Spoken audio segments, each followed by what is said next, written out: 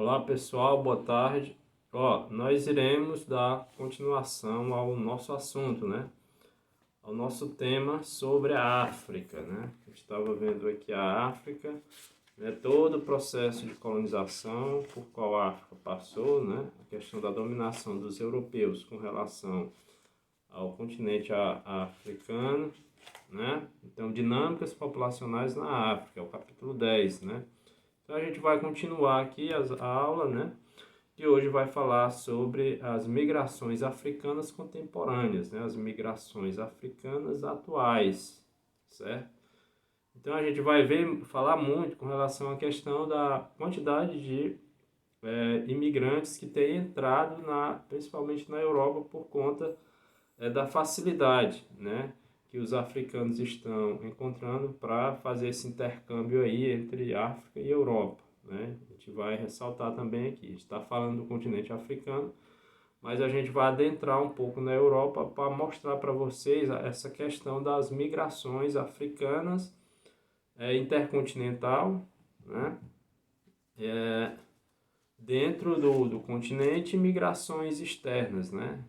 Intra e extra e intercontinental, né? Intracontinental dentro do continente e intercontinental para fora do continente africano, né? Que a gente vai ver esse dinamismo aí dos africanos com relação ao continente europeu, né? Principalmente a questão do emprego, que muitos africanos, né, acabam saindo de suas regiões em busca de melhores oportunidades na Europa e em outros continentes, até mesmo aqui na América, né?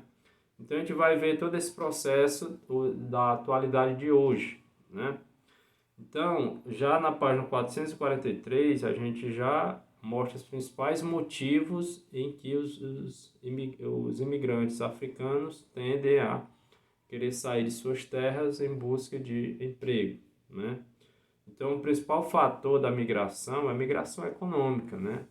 Boa parte dos africanos, eles buscam uma melhor condição de vida, né? Muitos dos africanos, às vezes, buscam até a sobrevivência, né? Porque muitos deles participaram de guerras, conviveram com catástrofes naturais e acabaram se refugiando de suas regiões para outras regiões mais prósperas, né? Então, sempre eles saem em busca de sobrevivência, em busca de emprego, em busca de sustentar sua família. Geralmente sai ameaçado por uma guerra, né, por perseguições políticas, né, como eu falei, por tragédias ambientais, como por exemplo uma seca, né. Então não tem mais como eles plantar naquela região para poder se alimentar, então eles tendem a sair da África para ir buscar outras regiões para trabalhar, né, para ganhar dinheiro para sustentar a família, certo? Então, fala-se no texto também, na página 443, a questão da ONU, né? Quando a ONU vai intervir com relação à questão dos refugiados, né? Que são aquelas pessoas que saem por conta de perseguições, né? Aquele grupo que sai, que está ameaçado, né? E ele acaba saindo daquela região para ir buscar emprego em outra região. Aí tem o aval da ONU, que é a Organização das Nações Unidas, que ele controla também essa saída dos africanos, né, para outras regiões em busca de sobrevivência, que é no caso os refugiados, que eles saem porque estão sendo perseguidos, eles estão sendo ameaçados de mortes, né? Então, de morte. Então aquele grupo sai para outra região para se proteger também, né? Então, ainda na página 443, a gente vai ver os tipos de migrações dentro da África, né, que eu acabei de falar, que existe a migração intercontinental, que é dentro do próprio continente africano, e a migração intercontinental, ou seja, migração para fora do continente, geralmente para a Europa, né? Devido à proximidade ali, né, do mar Mediterrâneo entre a África e a Europa, muitos africanos, né, tendem a querer entrar na Europa, muitas vezes até de forma clandestina, né, para conseguir um emprego na Europa. Então vamos lá, na página 444, nós vamos ver as migrações intercontinentais e as migrações intracontinentais e as migrações intercontinentais, né? Então, a gente vai ver a questão aqui do trânsito de destino de fluxos migratórios, né? Aqui na migração intercontinental, dentro do continente africano geralmente ocorre mais no sul da África, né? E também na África Oriental. Vamos ler um pouco aqui para a gente poder analisar essa questão da saída desses africanos para dentro do seu próprio continente. Então, vamos aqui no capítulo 3, né? Tem assim, ó, em 2008, Uganda, na África Oriental, foi o terceiro país com maior população de refugiados no mundo, atrás apenas da Turquia e do Paquistão.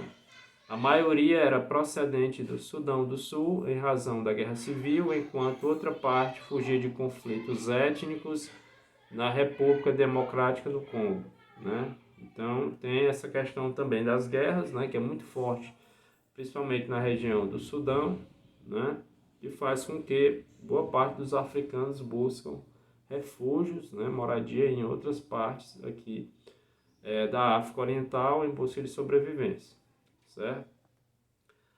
Na migração intercontinental, ele ressalta novamente a questão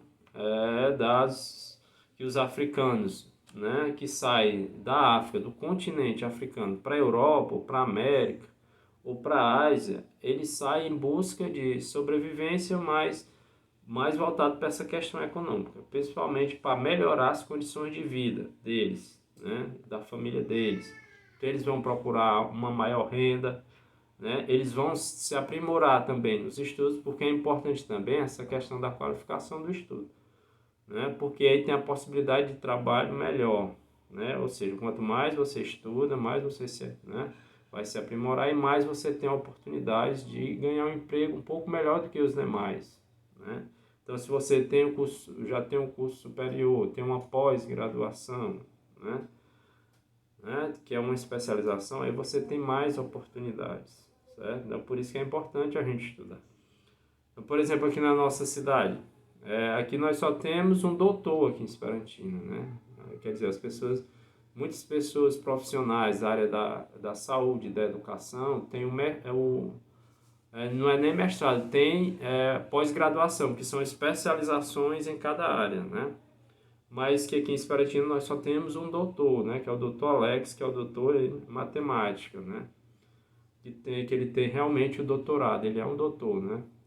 Mas que a maioria dos profissionais aqui da nossa região tem pós-graduação. Muitos deles não tem nem pós-graduação, só tem um curso superior, né? Então, por isso que é importante a gente estar se qualificando para quando a gente for sair daqui, para ir em busca de sobrevivência, né? Em outro país, onde está tendo mais emprego, né? Se você tem um certificado do nível um pouco maior dos demais, com certeza você vai conseguir um emprego melhor, né? Ou seja, para ganhar mais. E assim os africanos também fazem, né? Eles estudam, alguns se qualificam, né? Aqueles que têm mais acesso à educação, aqueles que têm mais acesso à escola, porque tem muitos lá que não querem estudar, né? Principalmente as pessoas de baixa renda, ou seja, quanto menor a renda, menos as pessoas estudam. Eu analisei isso, né? Então, no país do continente como a África, né, tem muitos analfabetos, né? E tudo isso acarreta altas taxas de natalidade, que a gente vai ver lá na frente, né? Porque sinônimo de pobreza também é sinônimo de país onde as famílias são muito grandes, né? Então, no país onde tem esse controle das taxas de natalidade, você pode analisar que é um país mais próspero, mais desenvolvido, né? Tem uma relação aí, né? Ou seja, aquele país onde as taxas de natalidade são muito altas, onde as famílias têm mais de 5, 6 filhos, consequentemente eles vivem mais na pobreza do que aqueles países que só têm 2 filhos, 3 filhos por família no máximo, né? Eles vivem melhor, porque vão gastar menos, né? Consequentemente vai sobrar mais dinheiro, né? Na lógica isso. Então a maioria dos países africanos, ele vive em condições precárias, por conta também das altas taxas de natalidade. Não é tanto pela questão, somente a questão econômica, né? Por ser um país pobre, mas é porque também são países que a educação é muito frágil ainda, né? Não tem praticamente investimento em educação, as pessoas não estudam, não se qualificam, consequentemente não tem como conseguir um emprego, né? Porque emprego tem para muita gente, o problema é a questão da qualificação das pessoas que ainda está baixa, né? Então, quanto mais você estuda, né? Aquele emprego vai estar lá para você, esperando, né? Principalmente aquele que é mais qualificado. Então, a Europa é um destino, né? Então, fala-se no texto das migrações intercontinentais, né, que ultrapassa o continente africano. A Europa é um dos destinos, devido à proximidade ali do mar Mediterrâneo, das fronteiras, né? Principalmente a fronteira ali do mar, né, Mediterrâneo. Então, muitos vão para a Itália, né, para a Espanha. Tanto é que ele mostra aqui no mapa, ó, nós temos um mapa que vocês vão analisar, o mapa da página 445, que vê as rotas do mar Mediterrâneo, né? Então, ó, para a Espanha, para a Europa, né, para toda a Europa, certo? Essa proximidade aqui faz com que muitos africanos vão tentar um emprego na Europa, muitas vezes até de forma clandestina, né? Página 446, nós temos conflitos étnicos e religiosos na África, né? E boa parte dos conflitos existentes dentro do continente africano é por conta da questão da religiosidade, né? Aqui na América Latina, que especialmente o Brasil, né, e os países aqui vizinhos, você vê que não tem muito conflito com relação à questão da religiosidade. E a maioria são de religiões, né, a maioria de religião católica, os que não são católicos são protestantes, mas eles não fazem guerra por conta da religião, né? Cada qual respeita o seu Deus, sua religião e pronto, né? E ali segue. Na África é diferente, né? Existe guerras por conta da questão da religiosidade, são princípios, né? A formação do povo de lá também, a cultura, né? Tudo isso faz com que eles fazem guerra por conta de uma insatisfação daquele grupo que é de outra religião e etc, né? Coisa que aqui não existe. Às vezes as pessoas falam, criticam a outra religião, mas que não chega a um conflito de guerra, né? Dessa forma, e lá na África, sim, principalmente aqui na região do Sudão, né? Certo? Ainda na página 444, nós vamos ver aqui as principais guerras civis que ocorrem no continente da África, na página 447, ó. Tem a República Democrática do Congo, então o conflito complexo envolvendo diversos agentes internacionais, sendo como pano de fundo a disputa pelo controle de recursos naturais, como minas de diamante, né? Tantalifa, de onde é extraído tântalo, né? É um dos produtos, né, da mineração da África, né? Então você vê que no caso da República do Congo é uma disputa por conta dos recursos naturais, principalmente a questão da mineração, né?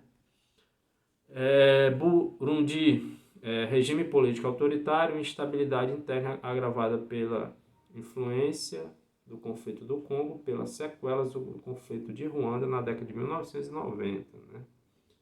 Já é um conflito mais também da questão política e também da religiosidade, né? Libere e Serra Leoa, atuação de um emaranhado de milícias e grupos armados que foram surgindo e dividindo, cada qual com interesses particulares, contando com fornecimento internacional de armas, né? Então aqui no Libere e Serra Leoa são grupos que se formaram, né? Exércitos que se formaram para lutar entre si para conseguir, né, alguma independência de uma dessas áreas, ou a Libéria ou a Serra Leoa.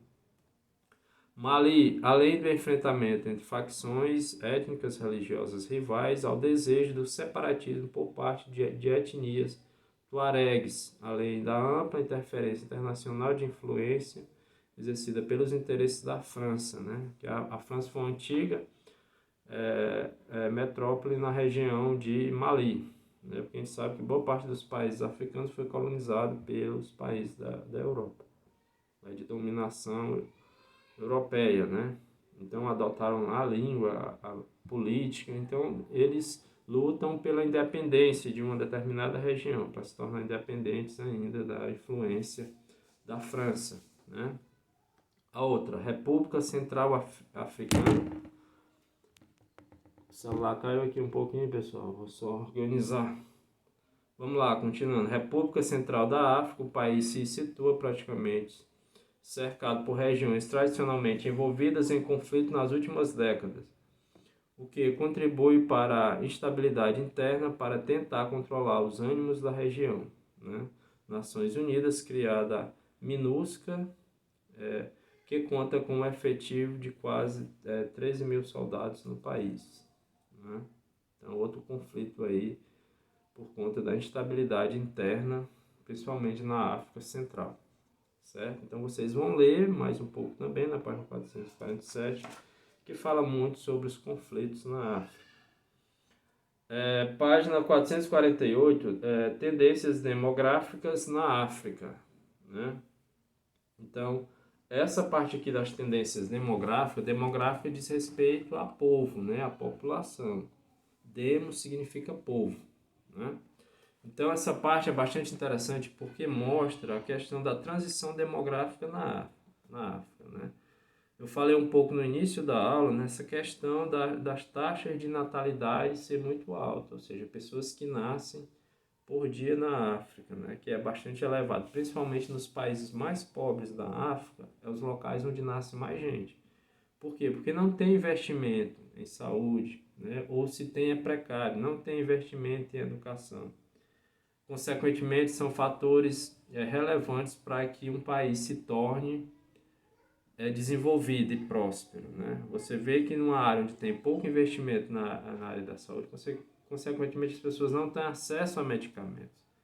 Então, no caso da África, se as mulheres não têm acesso a medicamentos, não têm métodos contraceptivos, a tendência é aumentar a quantidade de filhos por família. Ou seja, nos países mais pobres, onde tem menos investimento, tem mais pessoas. Consequentemente, tendo mais pessoas, o governo tem mais gasto, não tem como ele ter esse controle, né? Consequentemente, será um país muito pobre e com problemas sociais muito graves, né? Então, por isso que a taxa de natalidade é muito elevada, né? Por exemplo, uma família que tem 5, 6, 10 filhos na África, para aquela família sustentar, é muito difícil, né? E você vê que isso acontece nas pessoas mais carentes, né? Você vê que quanto mais pobre é a pessoa, mais filho ela tem, principalmente nos países africanos e no geral, né? No mundo em geral. Então, por isso que tem que ter esse controle, o governo tem esse planejamento com relação, né, a medicamentos gratuito, exatamente para reduzir as taxas de gravidez, para que as famílias não tenham muitos filhos, né? E que assim possa ocorrer o controle ali, como a Europa controlou, né, essas taxas de natalidade. Por isso que os países europeus são mais ricos, são mais desenvolvidos. Também por esse motivo, né? E isso muitos estudiosos já falavam, né, como Thomas Malthus, né? Muitos estudiosos na parte da demografia já falavam, né, que os países mais pobres, né, principalmente pela falta de investimento, né, nas pessoas, na saúde, na educação, no saneamento básico, faz com que as pessoas se tornem mais pobres e também as taxas de natalidade tendem a ser mais altas, certo? Então isso é um problema muito sério na África, né? Você vê o exemplo aqui, ó, o país com o baixo IDH, o Níger, né, um dos países mais pobres da África, ele tem as maiores taxas de natalidade, né? Ou seja, as famílias, ainda tem aquele pensamento de ter 5, 10 filhos, né, dentro da família, porque não tem esse controle nos programas sociais de natalidade, né? Consequentemente, esses países serão mais pobres, serão mais assolados pela pobreza, né? E aí tem vários problemas na África, né? Principalmente problemas de saúde. Uma população numerosa, então, às vezes a gente só culpa o governo, mas a culpa não é só do governo, né? A culpa também é nossa, porque nós temos que fazer a nossa parte também. Nós temos que controlar a família, temos que reduzir, né? Ter cuidado de ter um número de filhos reduzido, porque senão daqui a pouco as pessoas não têm condição de manter a família, né, de cuidar da família. Né? Quer ver? Analise. É uma família que tem 4, 5, 6 filhos e uma família que tem só 1 ou 2 filhos. Né? Você vê que tem mais o controle. Né? Você vê que o filho ele usufrui mais, né? Ele tem mais benefícios do que uma família que tem 5, 6, 10 filhos. Não tem como criar. Né? Porque antigamente as pessoas tinham esse pensamento de ter uma família grande exatamente para ajudar em casa, para ajudar na roça, né? mas hoje a realidade é diferente, né? Então as famílias tendem a ter esse pensamento, principalmente aquelas pessoas que estudaram mais, né? Então, para você ver da importância também da educação para isso. Quanto mais você estuda, mais você tem essa noção de que terá que ter uma família mais reduzida para ter uma qualidade de vida também um pouco melhor, né? Então é uma estratégia, né? Uma estratégia, certo? O estudo também ele serve para isso, para você fazer essa análise, né? Com relação ao crescimento familiar, né? Então, na página 450, você vê algumas pirâmides também, né? Tem aqui 5 pirâmides da África, comparando a África do Sul, né? A Etiópia, que é o país mais pobre. Você vê aqui, ó, na pirâmide da Etiópia, que as taxas de natalidade, vão acompanhando aí no livro, ó, essas pirâmides aqui. Da Etiópia, que as taxas de natalidade aí, ó, tem assim, população em milhões, bem embaixo, bem pequenininho, né?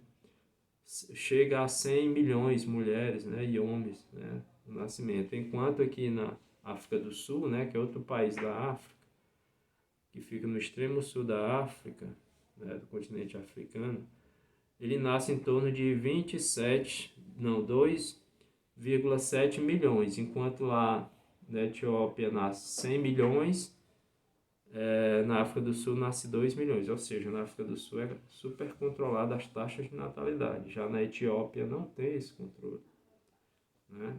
Então você vê, uma coisa pega a outra, o país é mais desenvolvido porque o governo investe mais, consequentemente as pessoas também controlam as taxas de natalidade, o governo tem menos gasto, o governo vai investir em outras áreas, né? Ampliar a área da saúde e da educação, e o que sobra ele vai investir na infraestrutura das cidades, né? Isso é muito positivo. Então a gente tem que fazer a parte da gente, né? A gente não tem que esperar só os políticos controlar a vida da gente, né? Mas também as pessoas têm que ter essa consciência de controle das taxas de natalidade, né? Então a educação ela lhe dá essa noção de que, né, quanto mais filhos você tem, mais gasto você terá, né? E menos será a qualidade de vida, né, consequentemente. A não ser se você for um milionário que dá para você sustentar toda a sua família bem, né? Então tem que pensar bem, né? Como as pessoas estão mais na escola, elas têm mais esse pensamento, né? Mais esse controle, que é interessante. Que na África, né, como a gente já falou, tem poucos investimentos na área da educação, consequentemente não se tem muito essa noção das taxas de natalidade e do crescimento familiar, né? Então tá aí, pessoal, vocês vão analisar as pirâmides, né? Ver as populações em milhões. Aí nós temos a pirâmide da Europa, que nasce aqui em torno de 20 milhões, da América Latina em torno de 27 milhões, né? Mas já é bastante controlada aqui na América Latina também, né? Já na África, 100 milhões, ó, população em milhões. E outra, a expectativa de vida da África, você vê lá no topo que é bem estreitinho, significa que as pessoas lá morrem em torno de 60 a 70 anos, né, já estão morrendo. E a expectativa de vida da Europa chega a 80, 90 anos ou mais, né? O Brasil também tem melhorado a qualidade de vida das pessoas mais idosas, né? Então, tudo isso diz respeito à questão dos investimentos, principalmente também ao cuidado das pessoas idosas também, né? Então, quando o governo investe realmente, naquele país que o governo investe, as pessoas tendem a ter uma qualidade de vida melhor, né? Atualmente também as pessoas estão se cuidando mais, né? Estão indo mais nos hospitais, se cuidando, né? Fazendo atividade física, se alimentando melhor para ver se vive mais aí, mais anos, né? Tudo isso é importante, né? E tudo isso a gente está vendo, os meios de comunicação está vendo em livros, né? No material de vocês principalmente, que isso é uma realidade. O outro tópico é os desafios e perspectiva demográfica na África, né? Aqui nós vemos a questão do relatório do PNUD, que é o Desenvolvimento Humano, de 2009, né? Então, um gráfico bastante interessante. Ele mostra aqui que é em torno de 1,9 o desenvolvimento humano, né? De acordo com a PNUD, né? É apenas 1,9. Aí vem 15,1, 24,5, 58,5. É muito baixo, né? Que é a maioria da população, certo?